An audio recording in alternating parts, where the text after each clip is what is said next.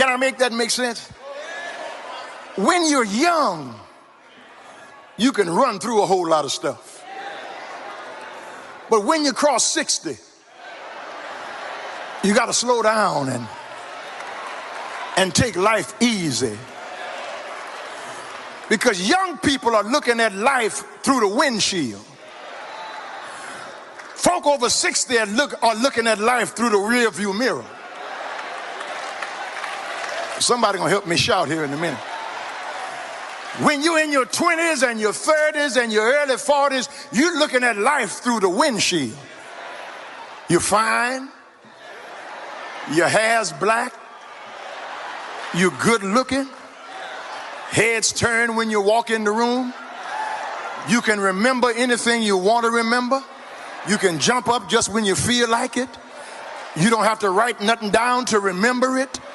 You can stand loud music. It doesn't bother you because you're looking at life through the windshield. But when you start looking through the rear view mirror,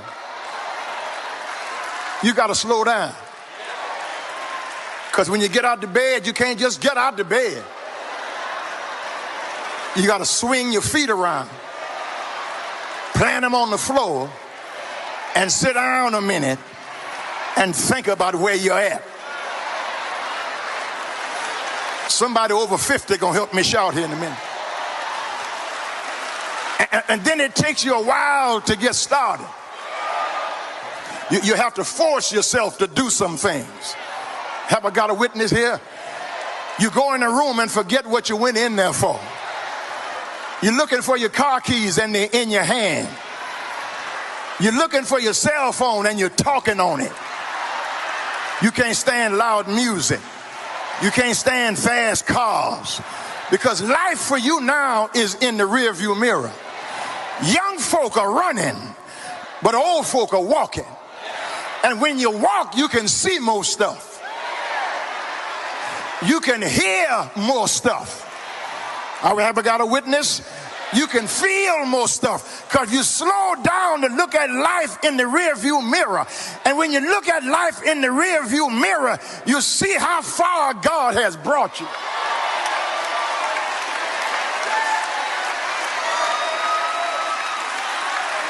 You see how many doors God has already opened. You see how many prayers God has already answered. You see how many ways God has already made. And the stuff young folk get excited about don't even bother you. You eat your supper and go to bed because that stuff is beyond you now. God's been too good to you for you to hang around with trivialities. God has made too many ways for you to waste your time worrying about who likes you and who does not like you, who's talking about you and who's trying to design something against you.